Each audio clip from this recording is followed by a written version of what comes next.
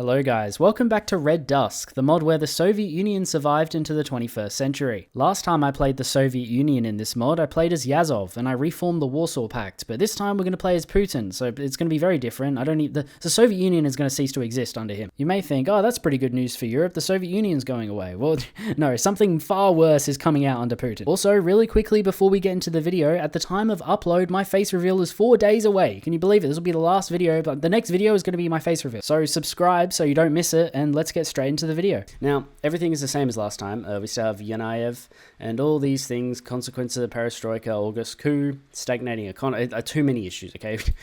I mean, surprised we haven't collapsed yet. I mean, yeah, this is the very unrealistic old history of the Soviet Union surviving. Anyway, the first thing I want to do is start sending volunteers to all of the proxy wars around the world. My first targets were Ethiopia and Angola. However, in Angola, I accidentally sent the volunteers to the wrong side. You know how good I am at sending volunteers to Angola? They definitely don't all die. Even though it's called the Democratic People's Republic of Angola, and the flag is literally red and green, it says right-wing nationalists. I'm supposed to support the other side. You'd think I've played this mod enough times to remember this, but no, I haven't. Yeah, we want to send, how many can we send to there? 3! Oh, we're in business there. I don't want to send my tanks, because I know my history in my ability to, keep volunteers alive in this mod, and so I've not got a good track record.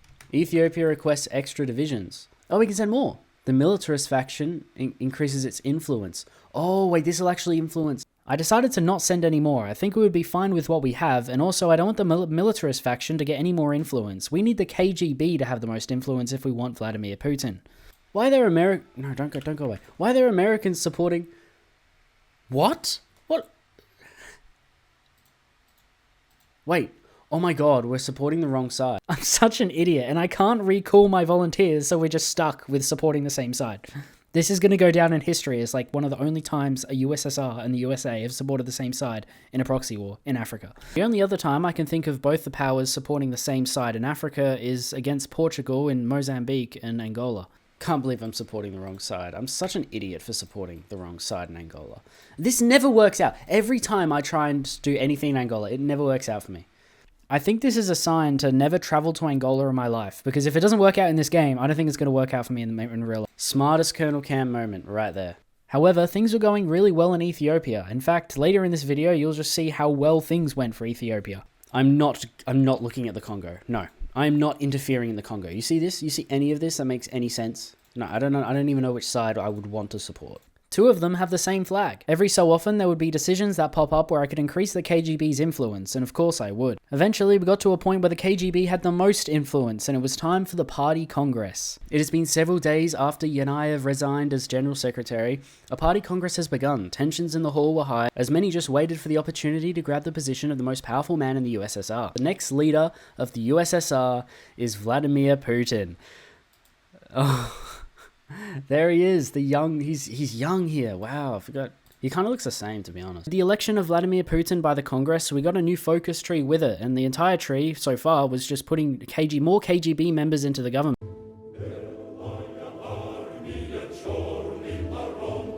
So I started shuffling around my cabinet as you do as a newly appointed leader, and I came across that I could put Vladimir Putin inside of the government, so he can be in charge and also in the government apparently. This is the same dude, but it gives different... Leader of the Council of Ministers, stability. So he can, okay, this same dude can either give us stability or make us lose stability. That's hilarious. I decided to pick the guy on the right. They must be twins with the same name or something, or the guy's just bipolar. Then inside of my focus tree, I could incriminate Yazov, so I did, because we all know what would happen if he was in power. Move to slow generals, and then we can release Gorbachev. My gosh, he doesn't get assassinated. How good's that? In the meantime, I was supporting the ANC in Africa, actually the right side of the conflict, and they were doing really well, a lot better than they normally would, and with the Ethiopian victory, and now the ANC a potential victory, or very likely victory, Africa was going to become a very interesting place in the future. Liberation Front. Wait, does that mean I can send volunteers to all of these guys? I can. So naturally, I went and sent a volunteer to every single country in the African Liberation Front, and I eventually had like 8 divisions against South Africa. They're cooked now. They're actually cooked. Then didn't take long for me to encircle Port Elizabeth and then capture Cape Town. Wait, I might be able to sneak into Cape Town. If I pin them there and pin them there.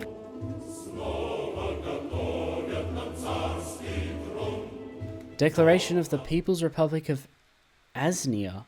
Yep, no more South Africa, it's now Anzia. So we can just ignore Africa from now on, pretty much. I'll have a look at it every now and again, and it gets pretty well. An era of stability. Peace, morning, and coffee. As soon as we have a hint of stability in our country, it was apparently the right time to go and crush all the separatists like Lithuania, Chechnya, Ukraine. And just like a lot of things in this mod, it was really easy. I just put my troops in cities and click buttons, and there we go. The revolution's gone. To make me think what actually happened in those cities, we don't need to talk about.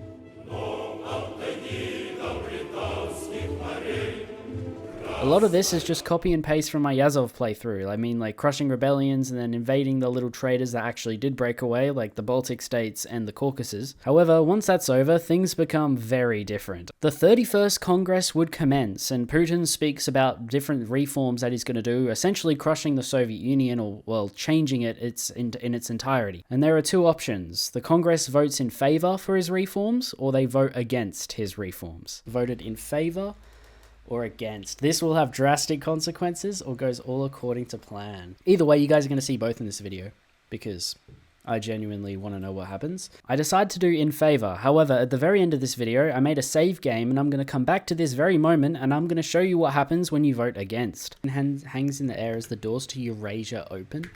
What? Eurasia? You can play as Eurasia? Alright, well, I think I know what I want to do now. We still have Yazov. Didn't we incriminate this guy? Alright, we still got him apparently. I mean, I'll take it. I thought we executed Yazov. I swear we incriminated him and that probably means he died. Like, I'm not 100% sure.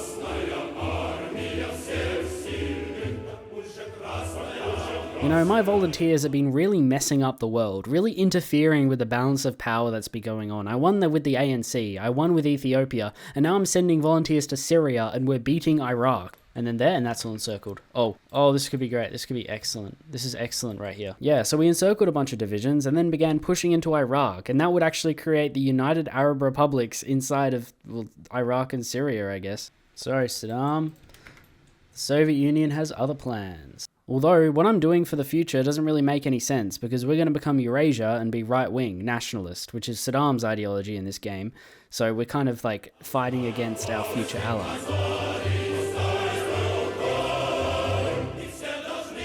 I'll do this one before I do the army focuses.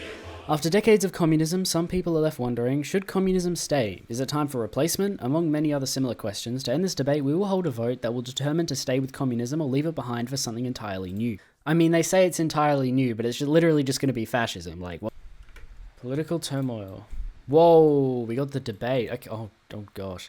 Now, the debate was between the right-wing nationalists and the reformists of the Soviet Union who want to see like a more liberalized state. And as interesting as it would have been to go on reformists, I really could not have escaped the gravitational pull of Eurasia. That path, you know, I just got to do it. I mean, I can't not go Eurasianist, so here we go. All right, what does that mean for me? What does that... Ooh, look at that tree, just expanded. I then went and had a look at Africa, and it seems that Ethiopia and Anzia have both joined the same alliance. So they're actually, like, I don't know, they're just going to have total hegemony over the continent. Global economic crash, wow. I've never actually seen this happen in Africa in this mod. This is really cool. An army for all of Eurasia. Oh, we're retiring Yazov and a bunch. Okay, no more. The ghost of Yazov is leaving us.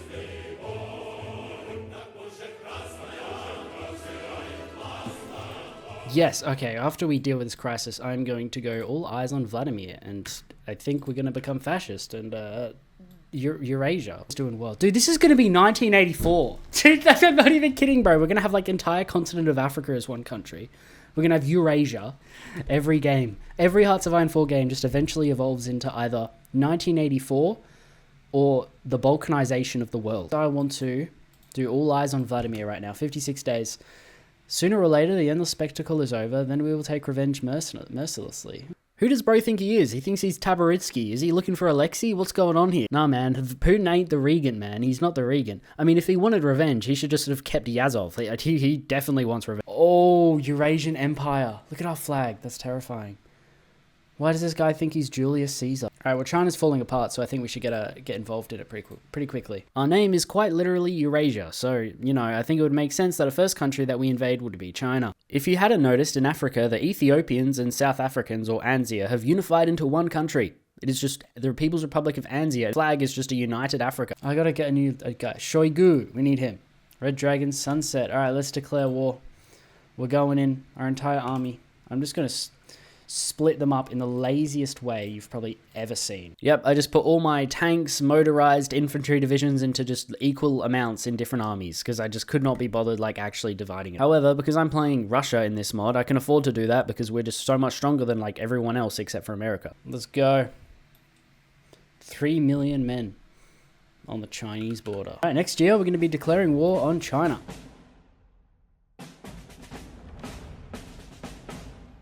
I invaded China, with most of my attention being focused on Manchuria. There's no point invading Outer Mongolia or to East Turkestan, right? There's nothing there. But if I go into Manchuria and then along the coast, I can capitulate them very quickly. So that's where most of my army was located. After pulling off many encirclements, I was advancing very quickly, and at the same time, I was preparing for an attack on Finland. Let's go to Beijing.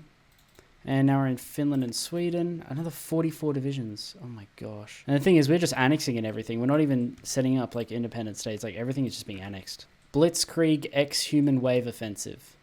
They don't see it coming. Before too long, China capitulated, and now they were a part of our empire. I'm not sure if we caught China, but oh my days, look at the size of our empire. And it's only going to get bigger now that we're attacking Eastern Europe. Okay. Eastern Plains. Alright, Eastern Tide. We invade Eastern Europe. And probably just going to annex all of them. Soviet. Okay, I don't know about... Events are a bit out of date. I feel like there isn't a Soviet Union invading Eastern Europe. It's something very different. I think they need to update the event on that. They wouldn't even need to write a whole new event. They could literally just change the name from Soviet to Eurasian. Like, that's it. Europe shall tremble. Wait, I get cores? On what? God, I got cores on like half of Eastern Europe, I think. Maybe all of it. Yeah, all of it. Oh my gosh.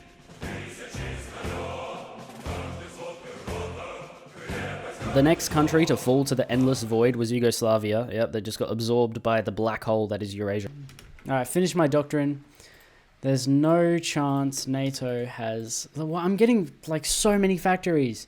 It is unreal. I have too many factories. I don't know what to... 1,085. Well, why? It's almost like this mod doesn't even try to be hard, but I like that sometimes. I just hope that they implement some more difficult paths in the future, you know. It gives the player like an option to choose whether they want to do something that's more difficult or more easy. The giant awakens.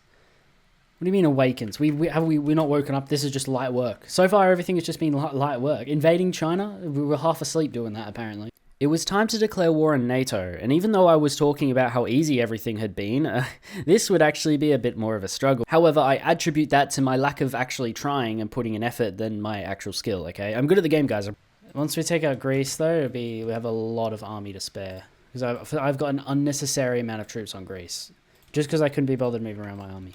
I mean, I kind of just assumed that I would roll over NATO, and I did for the most part, but things started going wrong. Firstly, I dealt with the northern and southern fronts like Norway, Greece, and Turkey because they were just like unnecessary. I could clean them up quickly and then put my whole army on the main NATO front. Then I broke through into Italy and Austria, and it was very interesting. For some reason, Austria turned into a puppet state. It was the only country to do that. Austria's gone. Lovely. Oh. This presents an opportunity to take out the Czechs.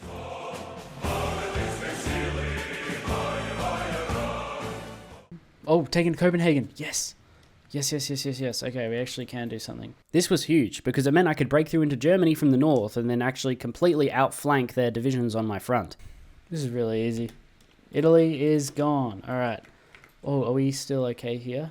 I think we might actually have pressure eased up so then we can push on the main front. Oh, we might actually be able to do encirclement like this. However, I was too lazy to put my navy out, and they invaded Italy, and then I looked and saw what was happening in the Balkans. Oh my, just look. Bro, why is Italy like pretty much liberated? What in the world has happened here? Oh my god. I don't even know how this happened so quickly. I must have just not seen it for the longest time. They've also liberated Copenhagen and Lower Sweden. Yeah, I need to put my navy out, honestly. Once I capitulated Spain and Portugal, I then had a few more armies free to go deal with all this BS. In the meantime as well, I invaded Britain, just because most of their army was on the European mainland right now, so I thought it would be a good time. I'm dealing with this, okay? I'm dealing with it.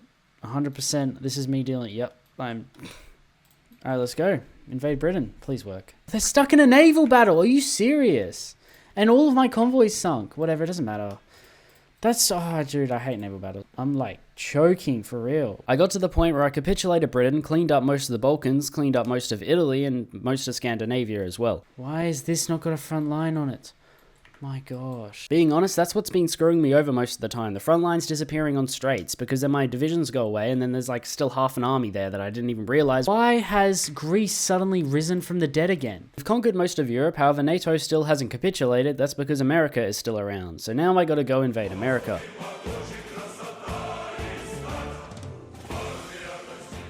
Alright, well, looks like we're going to America. I'm gonna deal with all this, probably build up my stockpile of equipment. Get that back. All this stuff. Yeah, motorized is actually okay. So I'm gonna dial back on that to like there. You know, it's crazy how quickly your equipment gets destroyed in this mod. I have so many factories, so many military factories, and I'm still running out. For my invasion of America, I tried to invade from both sides, one into Alaska and the other into the East Coast while stopping by Iceland and Greenland. We have supremacy, I think.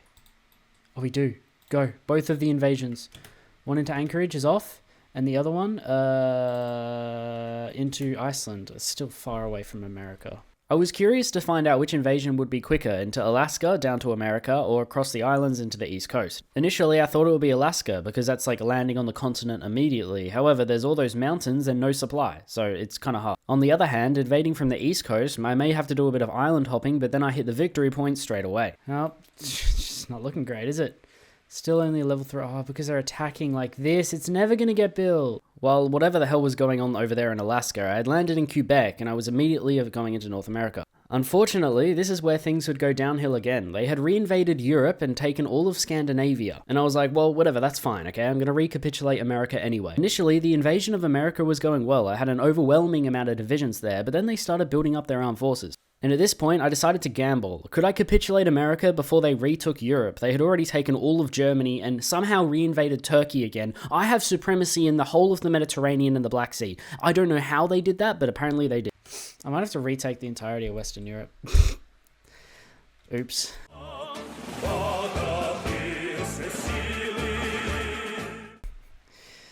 Oh my days, bro. Look how much... But they've got like no divisions, it's fine. Turns out that I could not take America before they liberated Europe, and I actually had to set a defensive line along like the Baltics and Belarus and Ukraine. But I just do have 116 fresh divisions that just came out, so maybe we're looking okay.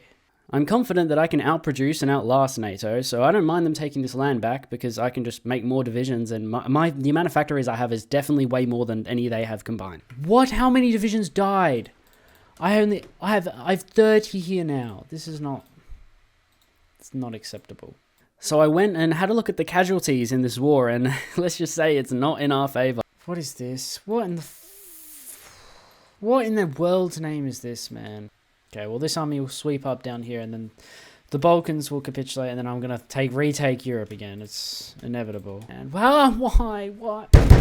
You see, the front lines disappearing on straits started to really annoy me at this point. Those are islands, I think the Aegean Islands, they began... all my front lines would disappear and my troops would move away instantly. And of course, they just have 70 divisions just sitting there. However, this is fine. I'm still rebuilding my stockpile. Once I have enough equipment, I will actually be able to start attacking and taking Western Europe again.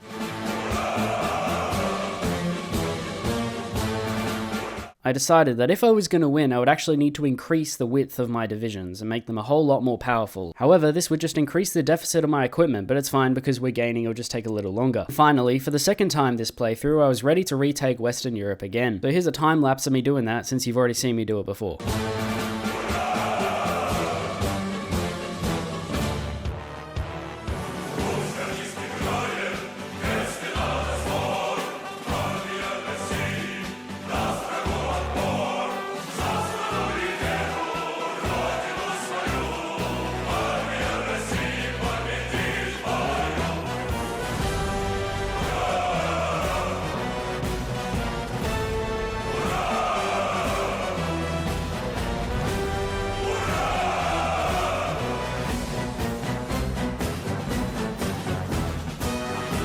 This war has already gone on for 5 years. I think it's about time we wrap it up. After retaking the entirety of Europe, I then sent a larger force and built up the naval base in the Americas to make sure that I was actually going to push them back. And plus I capitulated, or I defeated or killed a bunch of Americans here so they'd have less divisions back home. Look, this front line disappeared here. There could be 100 divisions here that I would have missed and they would have retaken America. This one tile right here. That's what happened. That's what would have happened, I bet. This invasion of America went so much better. So here's another time lapse of me killing them.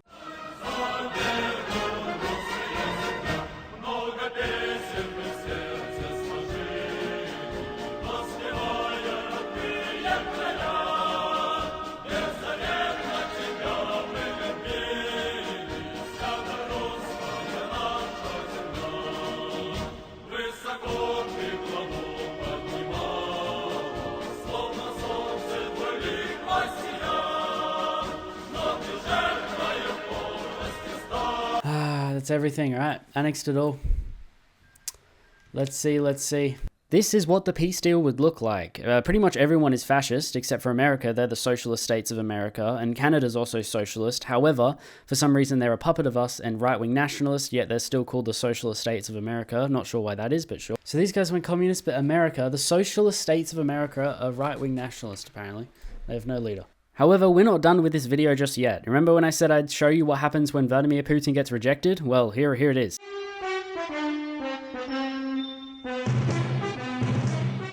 Okay, the 31st Congress voted against. This will have drastic consequences. The end begins. With this disagreement in the 31st Congress, the whole country would collapse. However, we could try and have a peaceful solution or try and take control with military action. Military crackdown. Let's see how this goes. Whoa. Uh-oh, the red outlines. They're back. Soon enough, there was the Battle of Moscow, and depending on how this very battle went, it would determine the fate of the country. Moscow has fallen. I want to do Moscow has fallen. We get collapsed government. Moscow becomes demilitarized. Yes. Oh! Where to go? The Soviet Civil War factions begin to solidify, surely. Then it gave us the option to play every single splinter state in this region, from all the Soviet emergency governments around Russia and all the different warlords, factions that want to instill a different regime. I don't know, man. What do I do? I want to go to Ukraine. Let's go to Ukraine. I decided to play as the Ukrainian Central Rada, led by Viktor Yushchenko. However, this would probably be the most difficult Ukrainian splinter state, since we're fighting a war on two fronts, and we're at war with every single person other in Ukraine. I decided to rush down western Ukraine as fast as I can. There weren't many enemy divisions there, and I could somehow hold a defensive line in the east. I also managed to capture Odessa, shortening my front even more. I eventually took all of western Ukraine, and then moved my whole army towards the east. We also have a bunch of factories now, so there was no doubt that we would win. However, before I could defeat the Donbass People's Republic, my game crashed, and I was not about to go through that entire war again. Wow, okay, game just crashed. I'm not doing that again. It's a shame. Oh well, guess it was never meant to be. Nothing really happens. All you do is just unify Ukraine and it just stays the same. So we're not missing out on anything. Anyway, thank you guys so much for watching this video. Make sure to like and subscribe, and I'll see you guys in the next one.